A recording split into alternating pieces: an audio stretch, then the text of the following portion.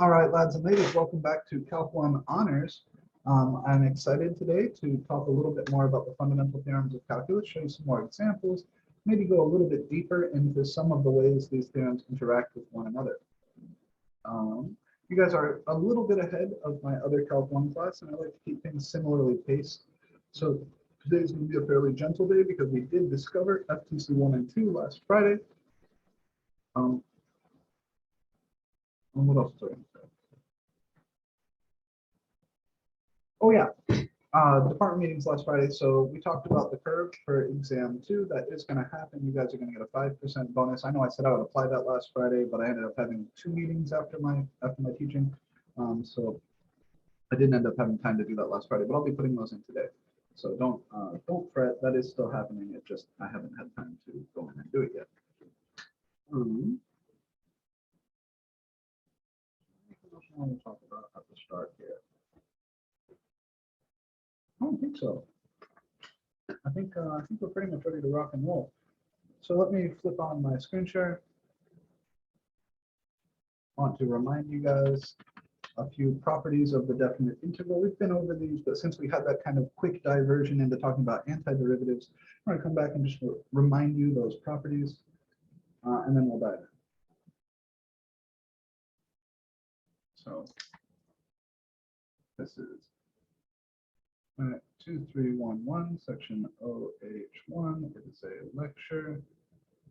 And today is the 29th of March, 2021. Today, we'll talk more about integrals, FTC1 and FTC2.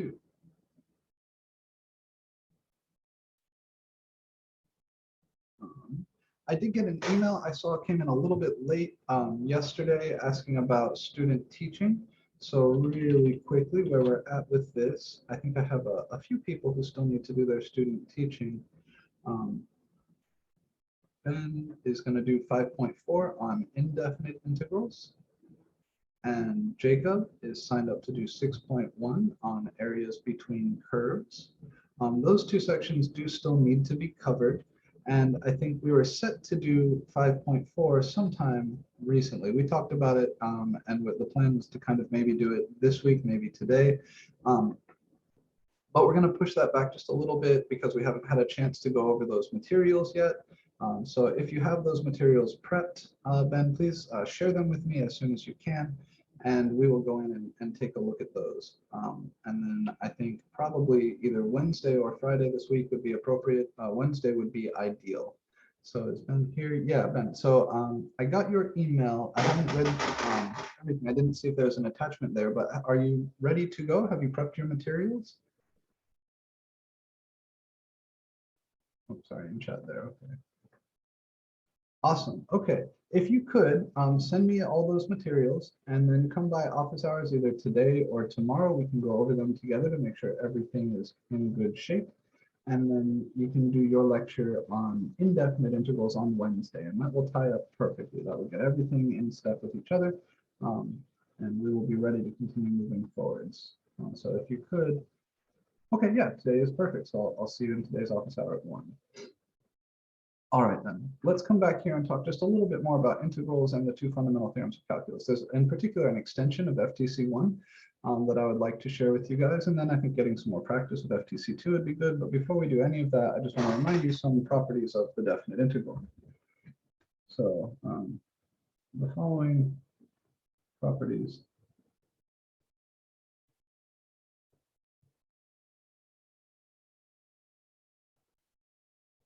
of definite integrals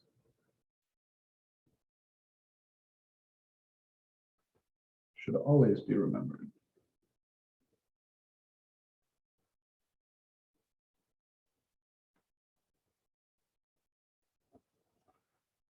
First, the integral from a to b of f of x plus or minus g of x dx. This, remember, can be split up. as the integral from a to b of f of x dx plus or minus whatever was in there, the integral from a to b of g of x dx. And in light of what we've learned about integrals, specifically FTC2, that evaluating an integral is equivalent to finding an antiderivative, this can be useful, and it can also be thought of as a consequence of the similar rule for antiderivatives. So if you need to find an antiderivative for a sum of two functions, we know you can find the antiderivative of each of those pieces independently. You can think of that as connecting really nicely to this old property of the definite integral, right? The way we would find this is finding an antiderivative for f and evaluating between a and b. The way we evaluate this is finding an antiderivative for g and evaluating between a and b. So you can always split up your definite integrals and attack them one piece at a time. Other big things along this line. Remember our other linearity condition, a constant times f of x dx. Inside your integral, that constant can always pop out.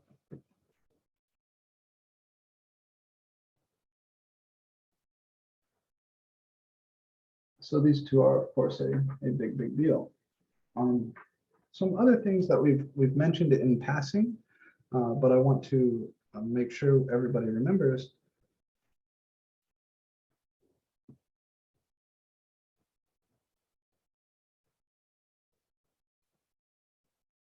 The integral from a to a of any function, if your upper and lower limit of integration are the same, then the region whose area you're talking about is infinitely narrow. It's just one point. So this is always 0. And we saw this in a special case on Friday as we discovered FTC2. I'm sorry, as we discovered FTC1, that the integral from some number to that same number is always going to be 0, regardless of the function inside.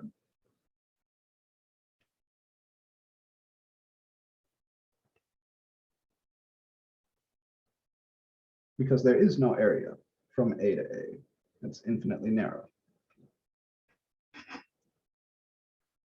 Another one that I don't know if we've mentioned explicitly is that if you want to flip the order of your limits, for whatever reason, the integral from a to b is the negative of the integral from b to a. If you want to flip the bounds, a negative pops out. Or another way to think of that is if you want to soak up a negative, you can flip the bounds over. So these are super duper useful. We'll use them all the time. There are some symmetry arguments that are useful also. I want to walk you through those. But before we do that, one last thing. I'll say, and always remember that if a and b are numbers,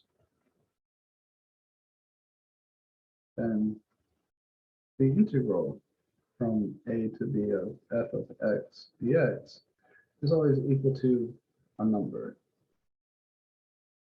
It's not a function. If a and b, if one of them is a variable, then maybe this could be a function. But if a and b are just constants, then this object is a number, right? It's the exact area, the exact signed area bounded by f of x from x equals a to x equals b. So down the road, we will be talking about something called an indefinite integral. That's actually what Ben is going to teach us about on Wednesday. But the definite integral, if these two things here are numbers, like integral from 0 to 1 or from pi to 2 pi, then this object lives in the world of numbers. It's not a function, it's not anything else, it's just a number. So yeah, that is it. These are the things I wanted to remind you of, the properties we've seen so far. There are some other properties that I want to share with you, but before we do that, let's go ahead and do that. I'll give a second here in case anybody needs a second to write these things. They should be in your notes from previously, with maybe the exception of the bottom two. I think maybe we haven't ever listed these explicitly. Remember, these two are the linearity conditions, as the integral is a linear operator.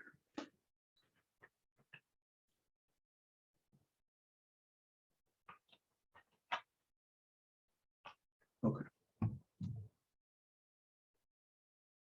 Turning the page in 5.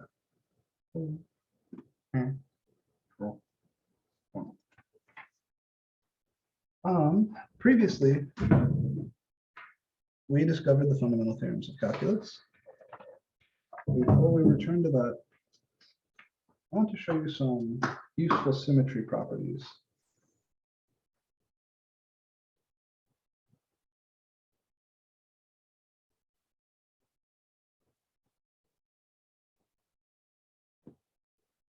Of the definite integral.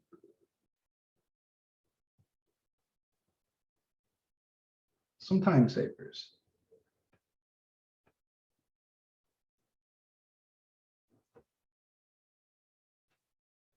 The first of these is that, let me say it like this, actually, sorry. If f of x is an even integrable function on the interval from negative a to a, then the integral from negative a to a of f of x dx, think about the picture. If f is even, maybe looking at something like this. I apologize here, it's not quite perfect, but here's a, here's negative a. Then the area on the left is the same as the area on the right.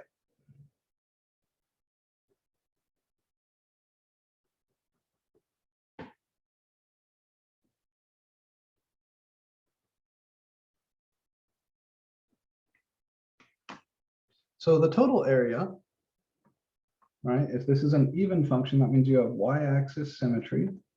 So the total area there is just double the area on the right. It's 2 times the integral from 0 to a of f of x dx. So if you're integrating an even function over a region that is symmetric about 0 from negative a to a, then you can just do the integral from 0 to a and double it. You could also take the integral from negative a to 0 and double it.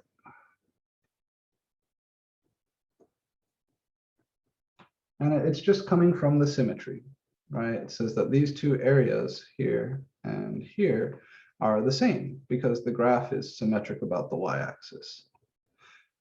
Remember the way FTC2 works, you find an antiderivative, then you plug in these limits of integration.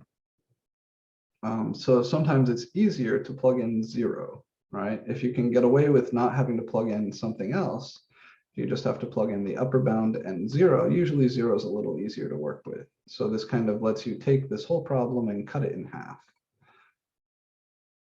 The other thing along these lines, if f of x is an odd function, odd integrable function on negative a to a, then I'll draw the picture here, and maybe you guys can tell me what the result is. So imagine I have an odd function, perhaps looking like this. And I want to integrate from negative a up to a.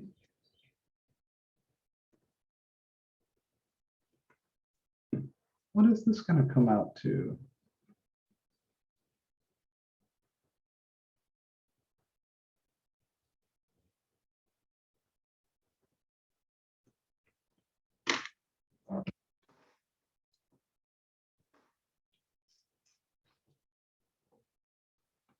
And go from negative a to a of f of x dx will be equal to what? We can actually say what the exact answer is here for any odd function.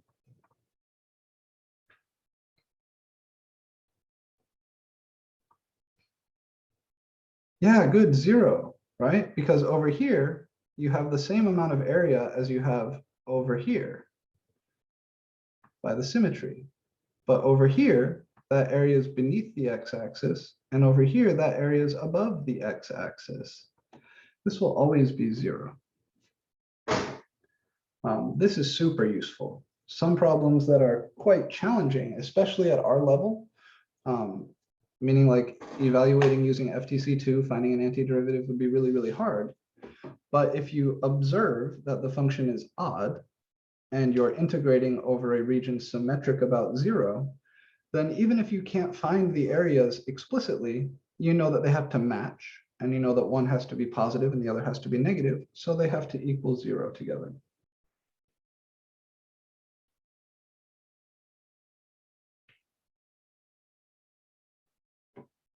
Okay, so tuck these things in your brain. They are useful. Both of them are useful. The second one especially can trivialize some problems that are incredibly hard. For example,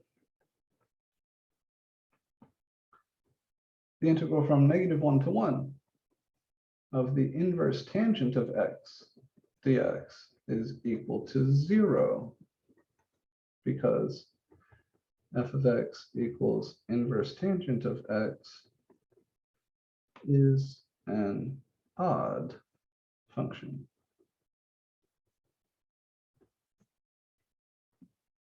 Right, this guy can be a big, big time saver. I actually put this on exam 1 once in Calc 2, just this integral. And in Calc 2, we teach you how to find an antiderivative for this. Antiderivative for arctan is kind of hard to find. We won't learn it in this class, but about 80% of the class went ahead and tried to find the antiderivative, while the other 20% just wrote 0 because it's an odd function. And you might guess those kids did a little better on the test.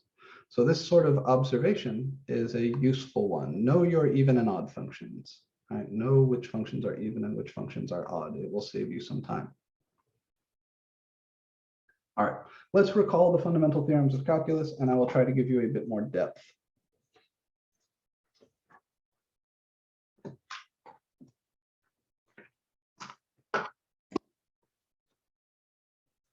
Last time, we learned FTC1, Fundamental Theorem of Calculus, Part 1, which says if little f of x, little f of t, little f of t is continuous, then the function big F of x, defined as the integral from a up to x of little f of t dt, is differentiable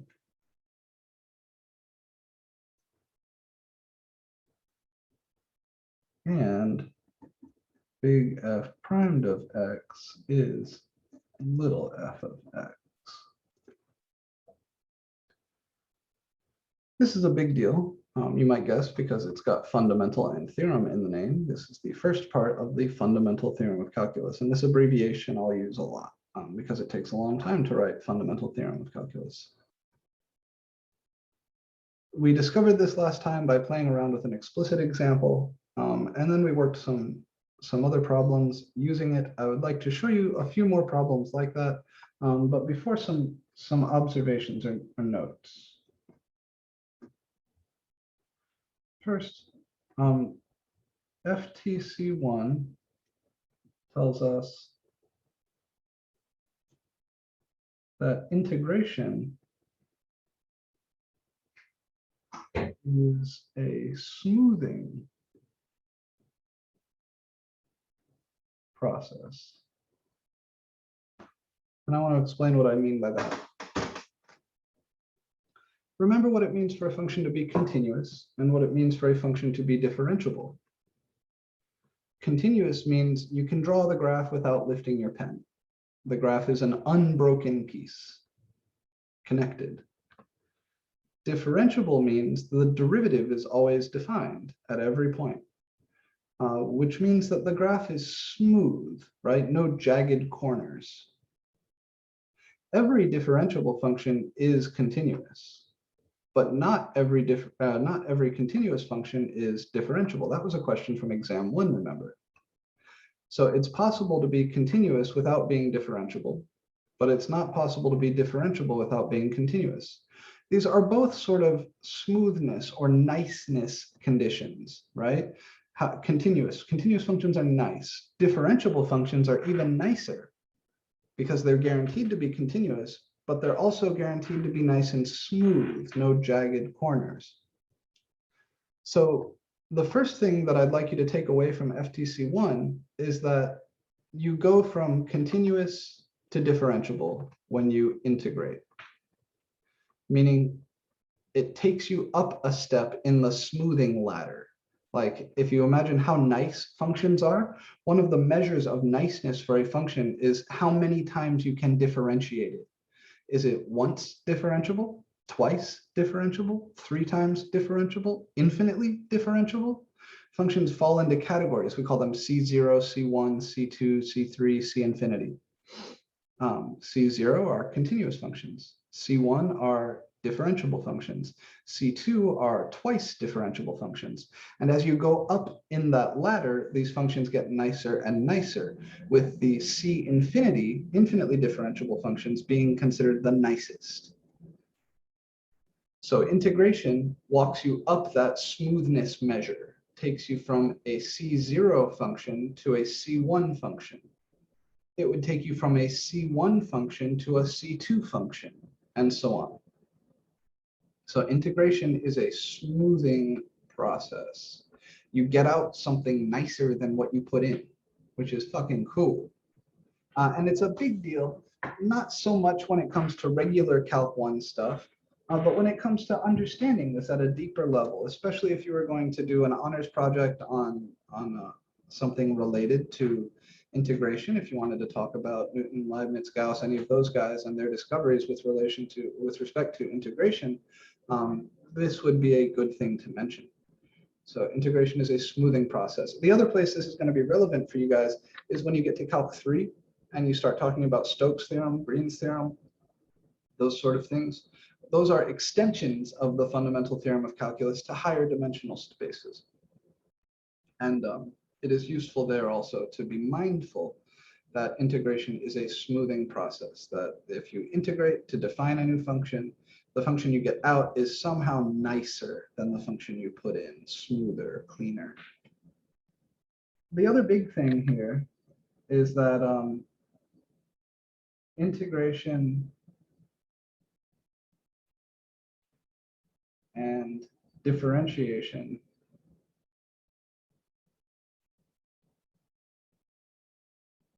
are inverse operations. Another way to write FTC1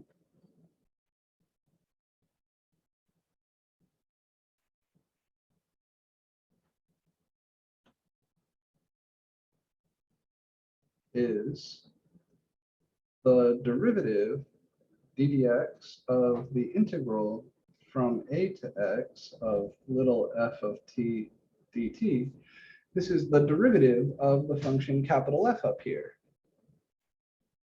which should be little f of x. So what you see here is if you have a derivative followed by an integral, then they both go away. They undo each other. So integrals and derivatives are inverses. Integration undoes differentiation. Differentiation undoes integration. They walk you separate directions on the ladder. And that's kind of the same thing that I was saying up here, if you think about it. right? Some functions are once differentiable, twice differentiable, 3 times differentiable. So taking the derivative moves you down that ladder, and taking the integral moves you up that ladder. In other words, these things take you in different directions along the smoothness or niceness ladder. And it's more explicit than that. Not only do they take you in different directions, they actually undo each other. These two things cancel out and just give you the function left inside. So this was FTC1. And these are some things that I would like you to keep in mind about FTC1. FTC2 we discussed last time also, and that's just how do we evaluate definite integrals? Well, we find an antiderivative and we plug in the bounds. I'm going to look at some other examples involving that, but before we do, I'll go ahead and write down what FTC2 says, because what I want to do is prove FTC1 from FTC2. So FTC2, remember, says if little f of x is integrable on the interval AB and has antiderivative capital F, then the integral from A to B of little f of x dx is equal to capital F of x evaluated from A to B. And remember, this is just a piece of notation that stands for capital F of B minus capital F of A. So this is what FTC2 says. In other words, here, finding the area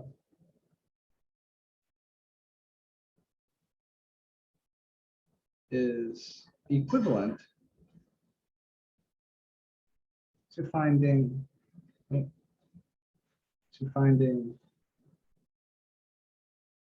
antiderivative.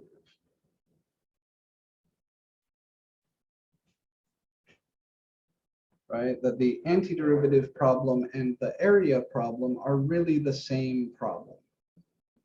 If you're asked to find an area, the area under f of x from A to B, that's what this integral is.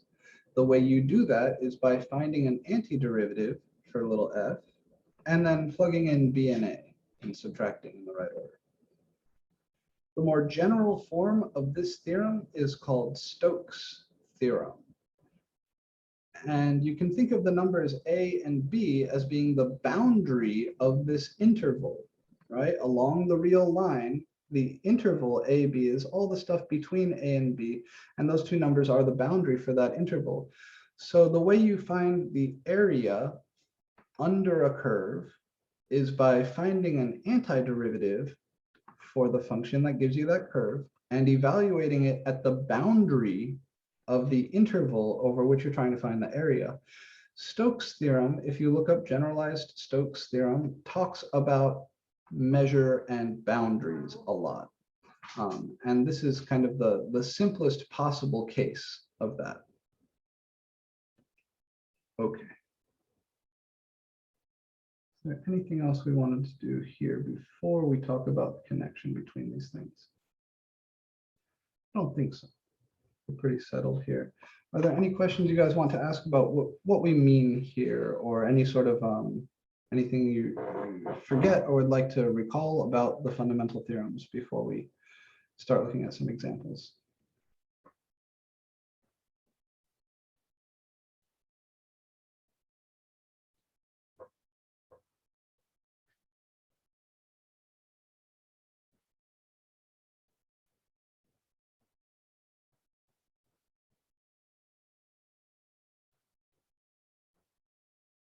Okay. So then,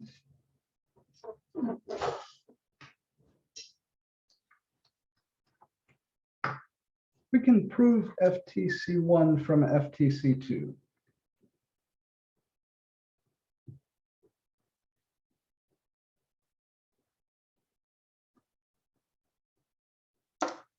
And this proof will give us some insight into how to extend FTC1. If we define f of x as the integral f of x equals integral a to x little f of t dt, we can prove that capital F primed of x is equal to little f of x by using FTC2 to evaluate the integral.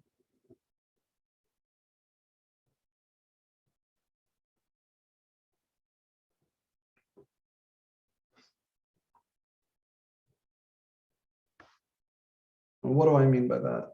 I mean, I'm going to take this integral and say it's equal to an antiderivative evaluated between bounds. And then I'm going to differentiate through that and show you that what we get is little f. So let capital F, what should I do? Actually, I'd like to use a different letter here. Let me say capital F1 of x be any antiderivative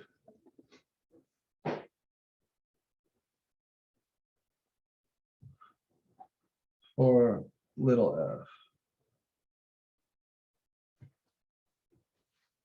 Then the derivative of regular capital F, this thing, is equal to the derivative of capital F, right? That's just definition. F primed is the derivative of F, which is equal to the derivative of the integral from a up to x of little f of t dt, because that's what capital F is defined to be. And then by FTC2, this integral here is equal to f1 of x minus f1 of a.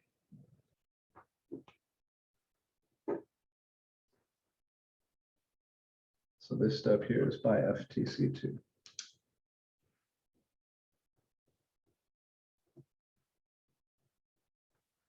Because we know f1 is an antiderivative for little f, and FTC2 says the integral from a to b of little f is always the antiderivative evaluated at the upper bound minus the antiderivative evaluated at the lower bound.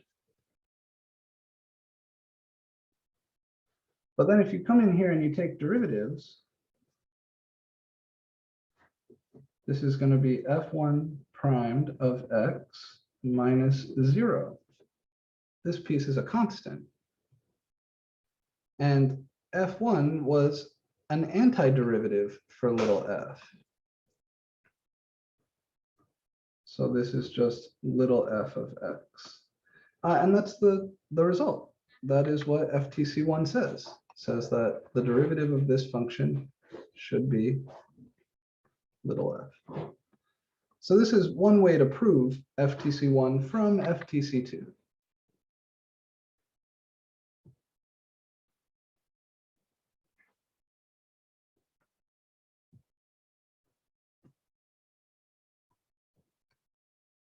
Questions on?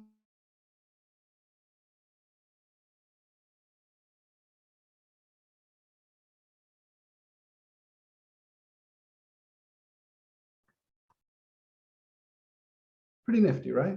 So what I'd like to do now is show you how to extend FTC1 to use the chain rule. That's something that I mentioned last Friday, but we haven't actually done. And it's the last thing that I really wanted to share with you guys today. So after this, we'll just do a few problems to practice.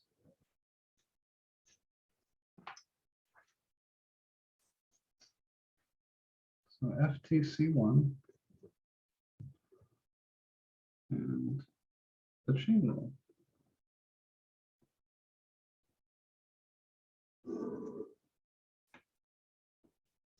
This is something that is often not even taught. It's just assumed that you guys would figure it out. And I think that is, even for an honors class, a bit of a reach. So and here's the result.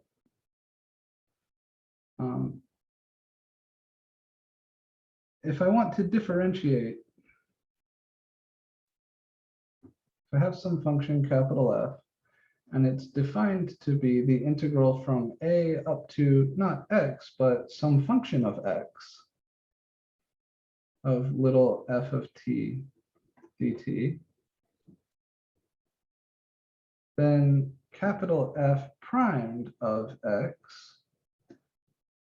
Normally, if this was just an x, you would just shove that in here.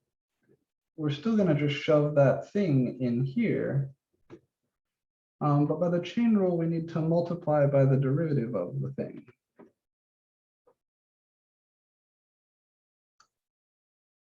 So this is the extension of the first fundamental theorem of calculus that comes from the chain rule. And the proof is similar. Let capital F1 of x be any antiderivative for little f of x, or for little, I could say capital F1 of t be any antiderivative for little f of t, then the integral from a up to u of x of little f of t dt would be equal to capital F1 of u of x minus capital F1 of a. And this is, remember, the function they defined as capital F. So capital F primed of x is equal to the derivative of F1 of u of x minus F1 of a. And this piece again is going to differentiate to 0. It's the first piece that gives us everything. This would be capital F1 primed of u of x times u primed of x by the chain rule. And since capital F1 is an antiderivative for little f, this would be little f of u of x times u primed of x. So I want to show you an example or two where we use this. And then I'll let you guys go unless you have things you want to look at. But first, let's look at some problems like this. I'll start out simple.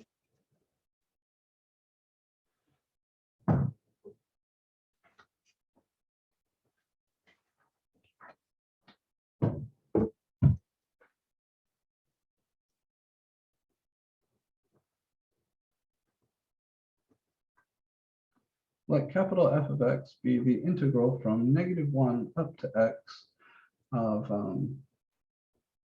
about, let's use secant of t dt. Can we find, oh, we want to go back one? Sure. Here we go.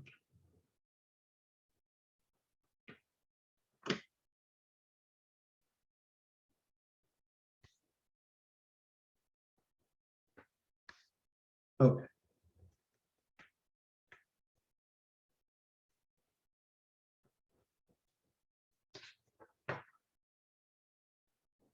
So we're asked here to evaluate this derivative. We're told f of x is the integral from -1 to x of secant t dt.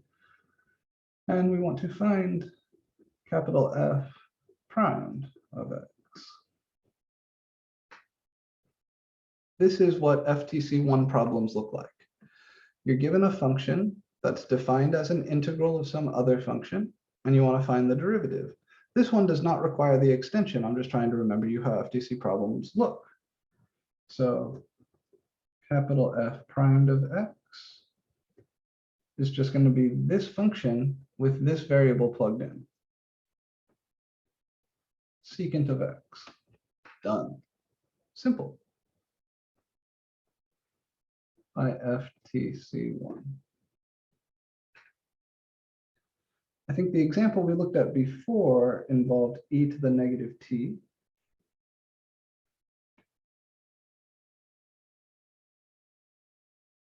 Maybe I will look at, I'll remind you that problem. So here I'll say let capital G of x be the integral from 0 up to x of e to the negative t dt.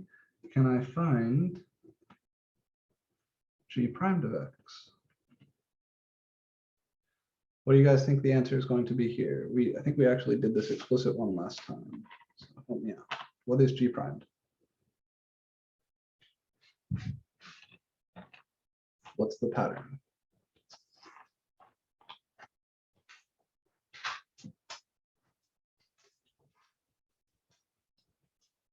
Bubble.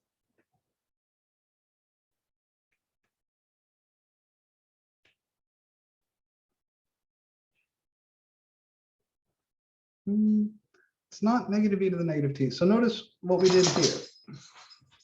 To differentiate this thing, the big idea is that the derivative and the integral undo each other. So I didn't change the function here, right? Secant of t, this just stayed secant. The difference is I plugged this in here. So I got secant of x. So here it's the same thing. It's just instead of secant being inside, it's e to the negative t inside. So here g primed of x will be e to the negative x, again by FTC1. So to differentiate a function that looks like this, integral from a up to x of some little f of t, you just take this variable and you plug it in here. Take this variable, plug it in here. That's it. When you differentiate this, the integral goes away. But you have to remember to plug this variable in here.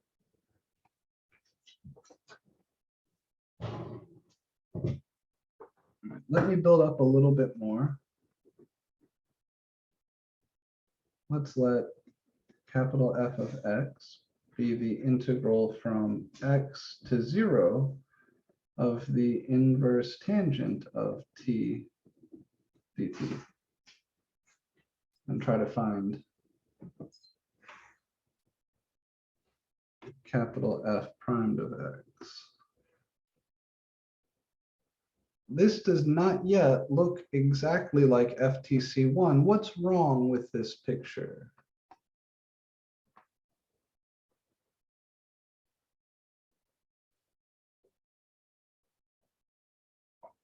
How does this look different from the last two?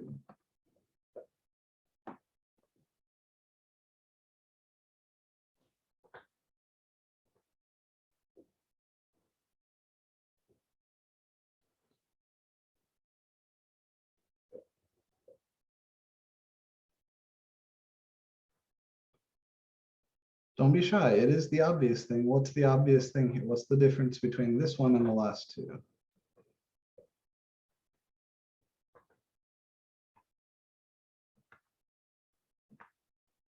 Yeah, the bounds are backwards, right? Instead of going from some number up to x, this is going from x up to some number. There is going to be an inverse tangent of x. Oh, I see it there. Yeah, exactly. Exactly, Ben. So the answer here is going to be negative inverse tangent of x. But let's see if we can explain why.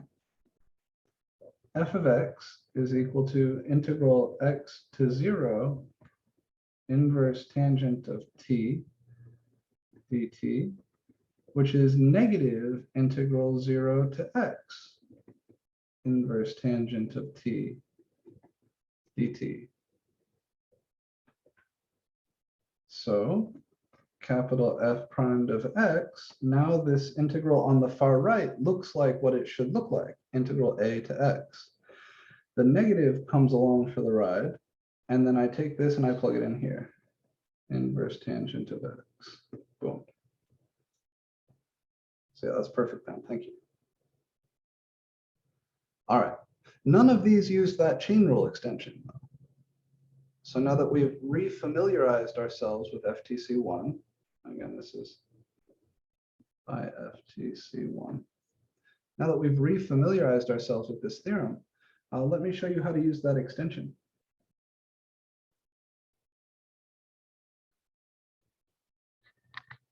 Questions on any of this?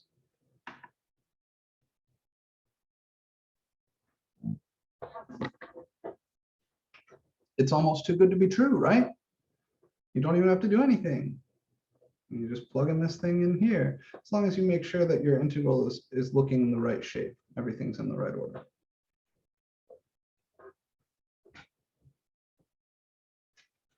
These can get more complicated though.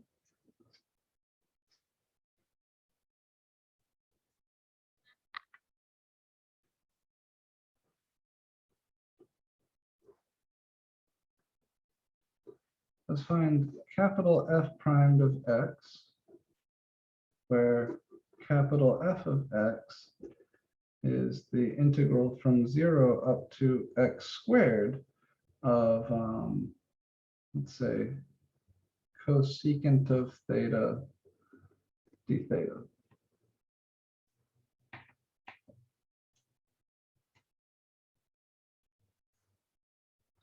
The variable inside the integral here is a dummy variable. This could be a t or a theta or a z, and it wouldn't make any difference. What matters is this thing. Normally, by FTC1, I would just plug this in here.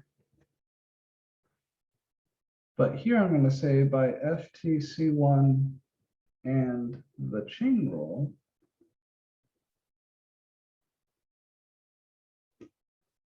capital F primed of x is going to be cosecant of x times the cosecant of x squared times the derivative of x squared. So we're still taking this thing and plugging it in here. That's the cosecant of x squared. But by the chain rule, I need to multiply by the derivative of this piece. And that's what we proved a minute ago, right? When we looked at that page that started with FTC1 and the chain rule.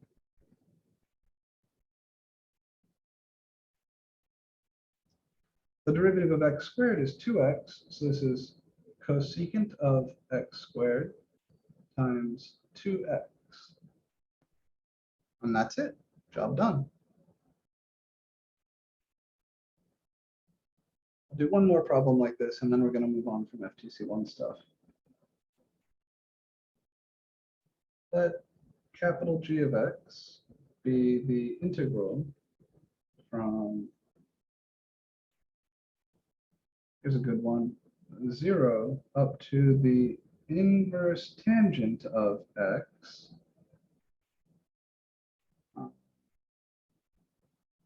e to the negative t dt. And find g primed of x.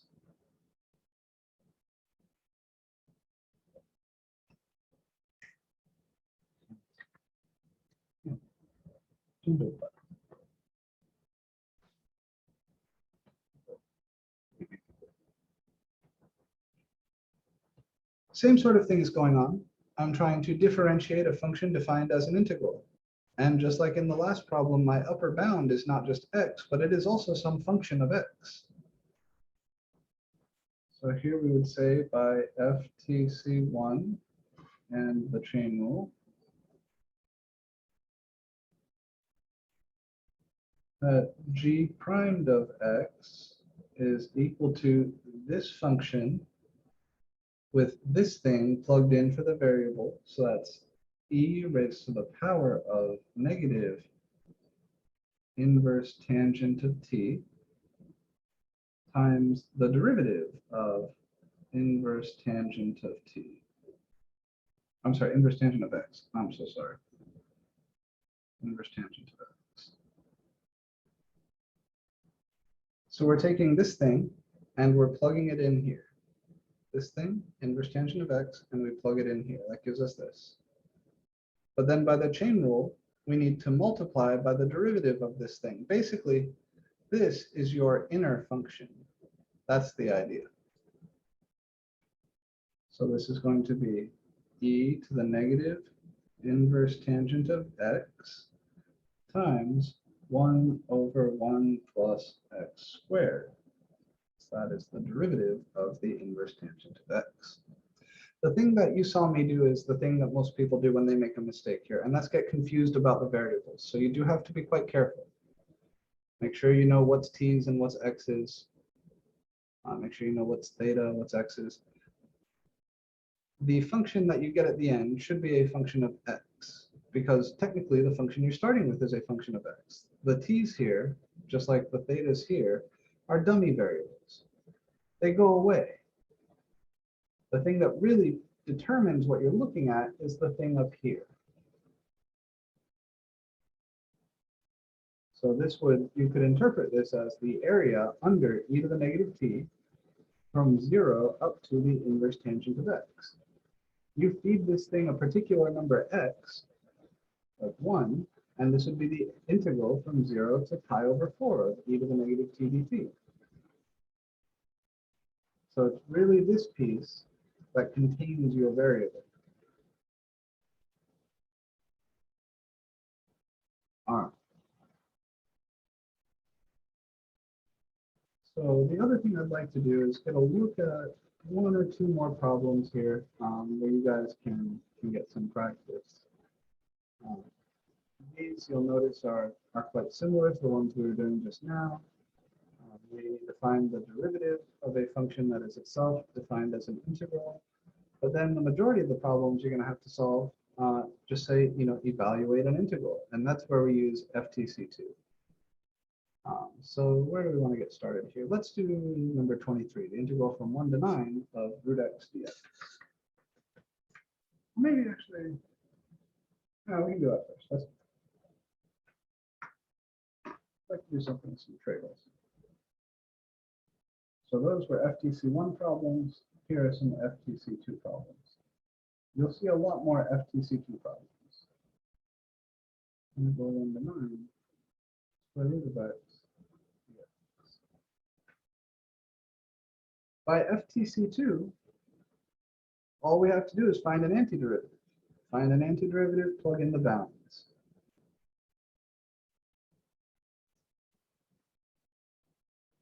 You could draw a picture if you wanted, and there's no harm in that.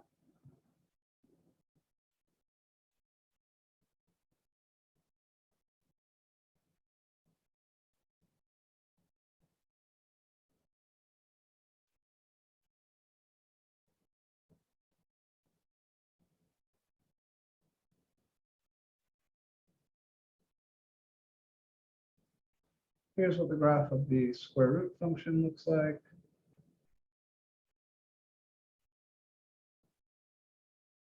So that integral is computing this area.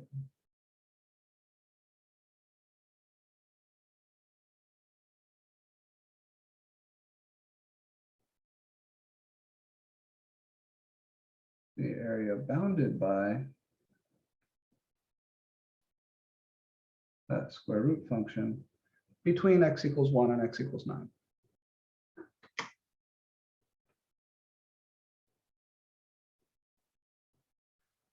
And according to FTC2, we just have to find an antiderivative. So here's how I would write this. I would say the integral from 1 to 9 of square root x dx is equal to the integral from 1 to 9 of x to the 1/2 dx.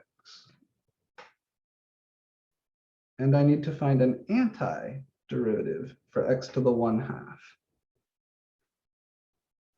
So how do I find an antiderivative for this? Well, I add 1 to the power.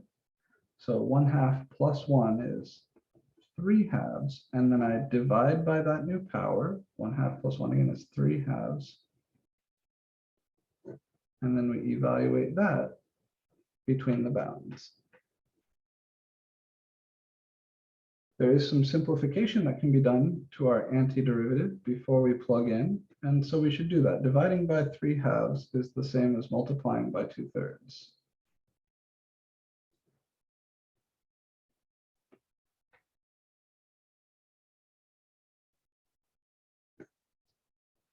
So what we get here is 2/3 times 9 to the 3/2 minus 2/3 times 1 to the 3/2.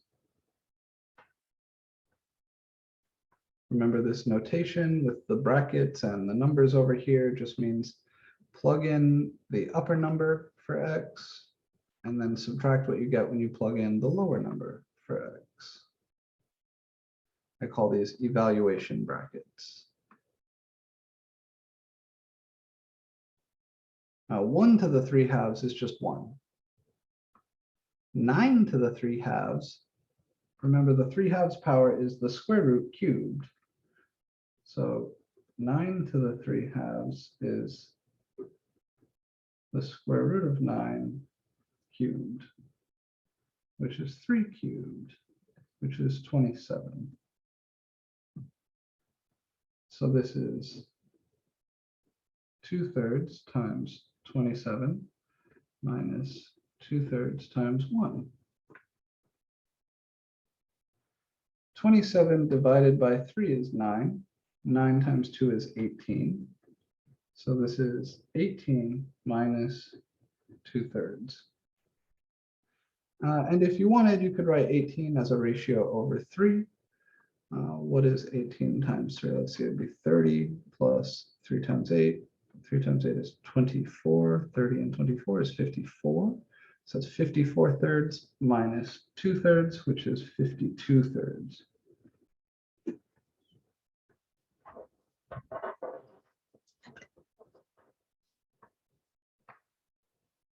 Yes, thank you. Excellent. Okay, let me do one more example of FTC2 things with a nice easy antiderivative. And then if there's time, I'll look at one that has a slightly harder antiderivative as well. Trigonometry is fascinating.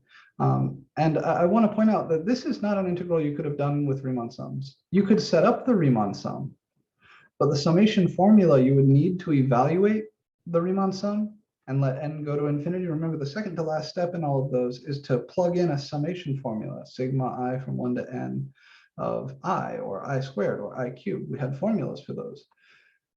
The summation formula you would need to do that with this is incredibly complicated, and we certainly don't have it. It's well beyond the grasp of this course, well beyond the reach of this course. So without FTC2, this is not something we could do. We could approximate it using any particular finite number of rectangles, but getting the exact area here, we could not have done. And the same is true for the example I'm about to show you. One of your problems in the past involved approximating this integral.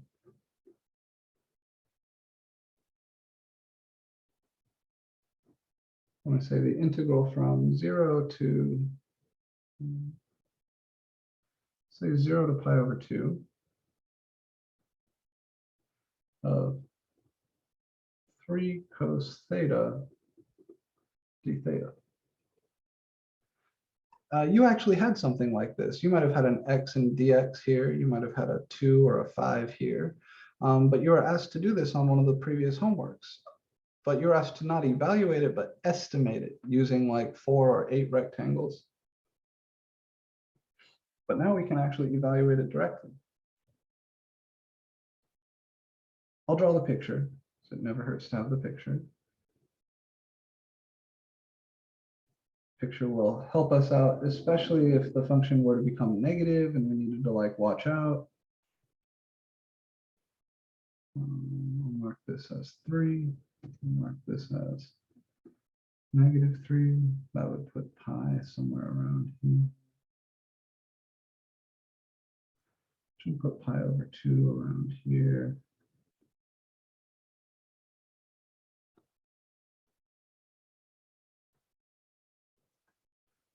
So this function is a stretched out cosine.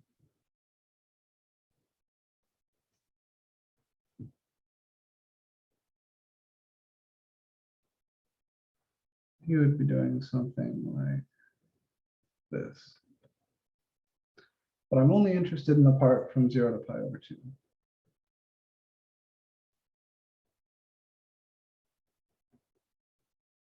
I see there's a question in chat, but I'll take a look at that.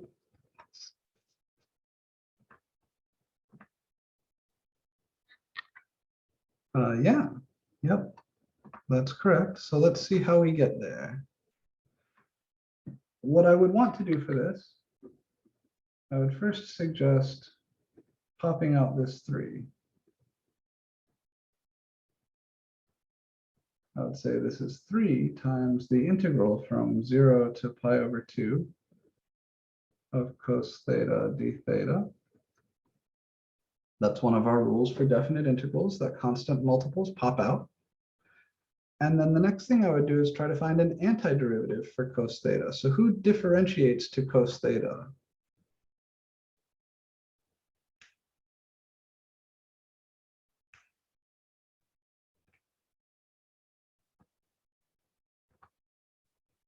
Yeah, think about your antiderivative chart from last time. We have a few antiderivatives we must know. It's not just sine theta. Yeah, negative sine theta. I'm sorry, I take that back. It is sine theta. The regular derivative of cos theta is negative sine theta. Now you see me there making a little mistake again. This is a common one, and you do want to pause and think before you write. So I had a doubt in my mind because I did a slightly different example with my earlier class.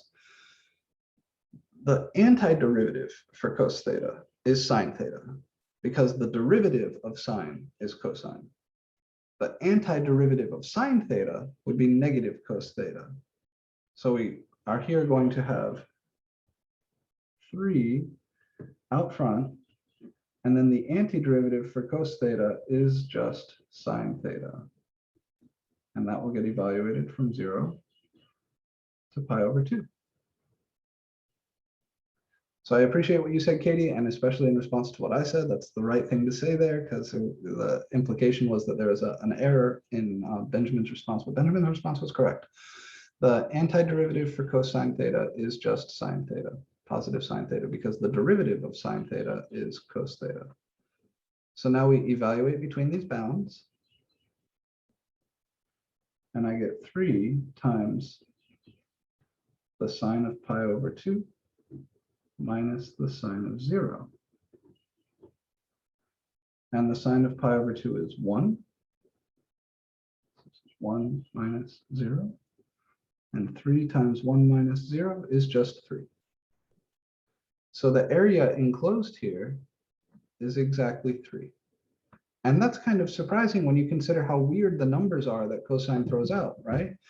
You've got like 3, and then you'd have 3 root 3 over 2, 3 root 2 over 2, and 3 halves. Most of those are nasty irrational numbers, but the area turns out to be very nice. And this is one of the many reasons why mathematicians just love trig functions. Their regular outputs might be kind of gnarly. They're transcendental often, algebraic irrationals if you're lucky, but the areas they enclose are very, very nice.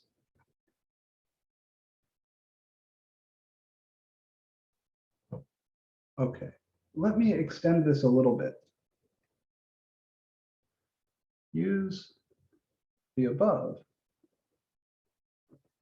to evaluate integral negative pi over 2 to pi over 2 cos theta d theta. So now I want to go from here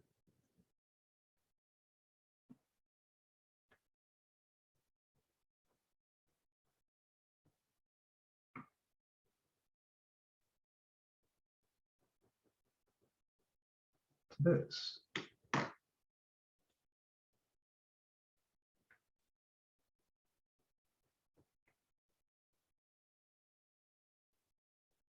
So who can help me out with this? What sort of argument could I use to get this guy, given that I've, sorry, there should be a 3 here.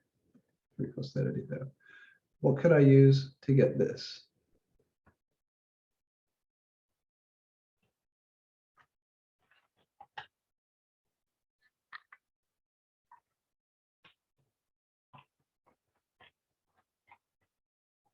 We just did the integral from 0 to pi over 2 of 3 cos theta d theta. Now I want to do the integral from negative pi over 2 to pi over 2 of 3 cos theta d theta.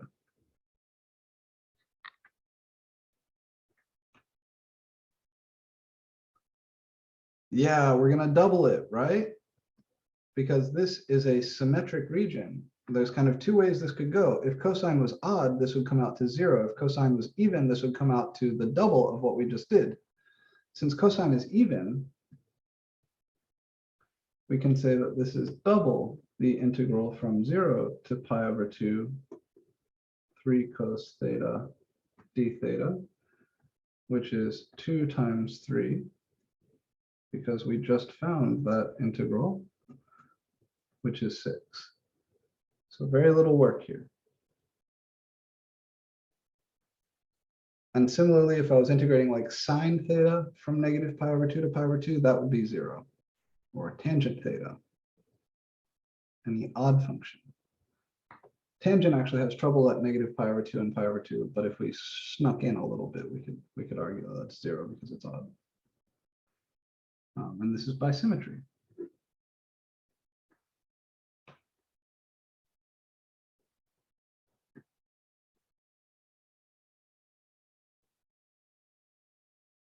Okay.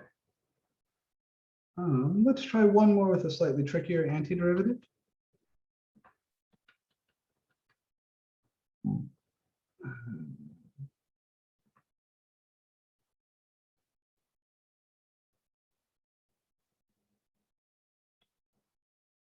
What would be fun? We do something like this.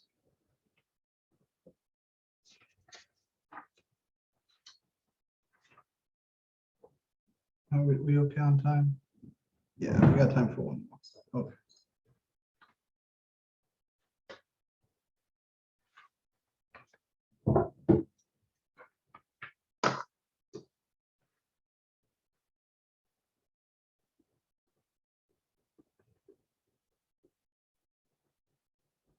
Integral 1 to 4, 2 plus, was it 2 plus x squared over root x? Yeah.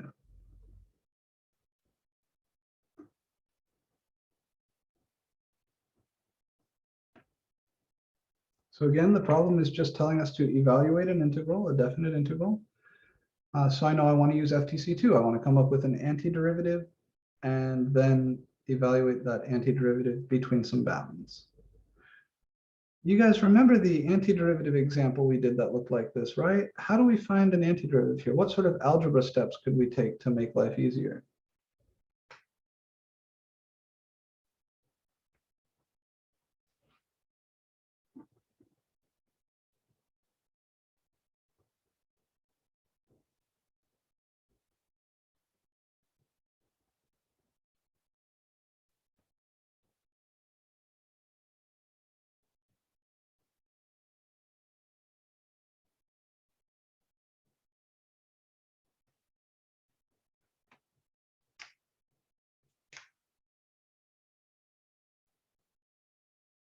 Before I can find an antiderivative, I need to write this in a way that I can see what the antiderivative looks like. And the example we saw like this following Katie's lecture was, yeah, Ben's DMing me the correct process.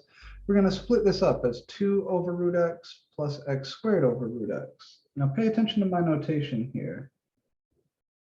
Anytime you have an integrand, that's what we call the thing inside the integral, that consists of more than one part, you need to put it in parentheses.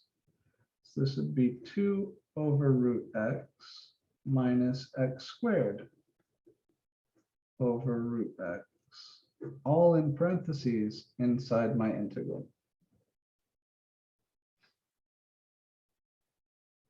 And now each of those pieces can be written as a nice, neat power function. This is 2x to the negative 1/2 minus x squared over root x. What is that? That's x to the 2 minus 1/2. That's x to the 3/2. No antiderivative work has been done yet. Yes, plus. I'm sorry. I don't know why I wrote a minus there. Plus, those are being added upstairs, so they should be added here. Thank you, Katie. Yeah, this plus is this plus is this plus.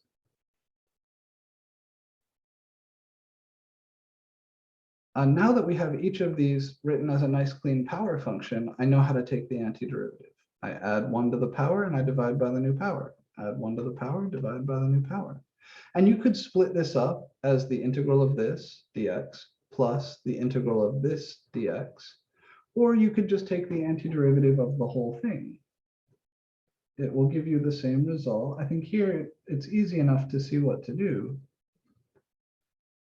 2x to the negative 1/2 has antiderivative 2 times x to the 1/2 divided by 1/2. Because when you add 1 to this power, you get positive 1/2. So you add 1 to the power and then divide by that new power. Plus, if you add 1 to 3/2, you get 5/2. So this will be x to the 5/2 divided by 5/2.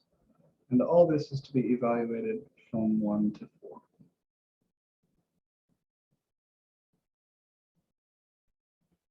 And again, there's some simplification we can do inside before we evaluate. That's a good idea. 2 times this over 1/2 is the same as 4x to the 1/2. And this guy here is 2/5 x to the 5/2.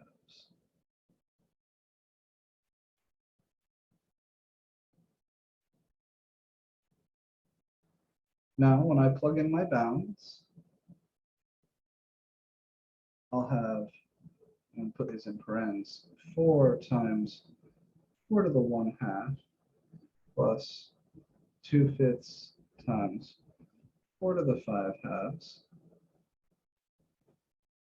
minus, plug in my lower bound, 4 times 1 to the 1/2 plus 2/5 times 1 to the 5/2. So putting the whole chunk in parentheses is not just good notation, it's important because this negative is going to need to distribute. So as you move from this step to this step where you actually evaluate, if you have more than one piece inside your antiderivative, you need to put the whole thing in parentheses as you evaluate. Because we're plugging 4 into this, and then we want to subtract from that what we get when we plug 1 into this, and we want to subtract that whole thing. And now there's just a few bits to manage here. 4 to the 1/2 is 2. 2 times 4 is 8. Plus 4 to the 5/2 is 2 to the 5. That's 32. 2 times 32 is 64. So this is 64 fifths. And from that, we're going to subtract 4 times 1 to the 1/2, which is 4, plus 2/5 times 1 to the 5/2, which is 2/5. And on an exam or something, if you left it like this, I wouldn't take off points. That's okay. It would be nice to combine the things that easily combine, like the 8 and the 4. So you distribute this negative. 8 minus 4 is 4. 64 fifths minus 2 fifths is 62 fifths. And I wouldn't stress about having a common denominator, but it's not hard to do here. So 4 times 5 is 20. So that's 82 fifths.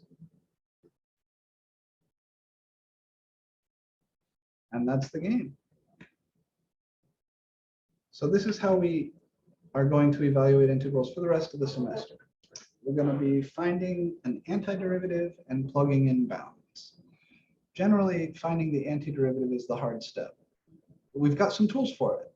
already, right? We've got some algebra tools that we know to use to clean up shit like this, make it easier to find antiderivatives.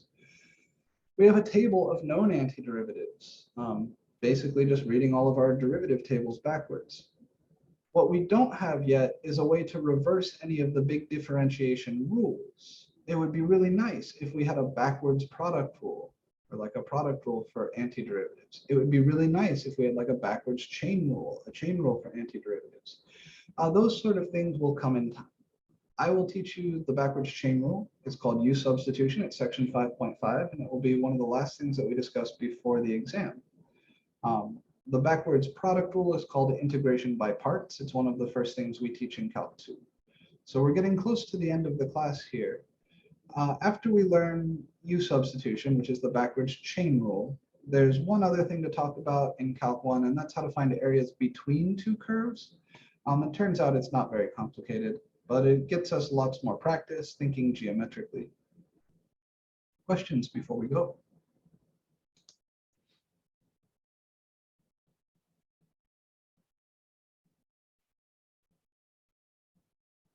Alrighty then, that's all I had for you guys today. I hope you have a lovely rest of your day. I'm going to be putting up a new homework set that involves lots of integrals like these, which you are meant to do like this by using FTC2. The other big thing that will be in that homework, of course, is calculating derivatives using FTC1.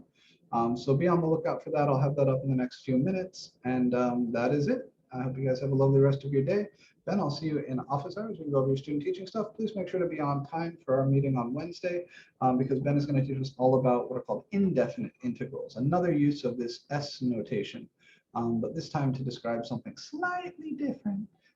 It'll be lots of fun. I think you guys will enjoy it. So please be respectful of Ben, show up on time, be polite, and that is it. I'll see you guys on Wednesday. Take care.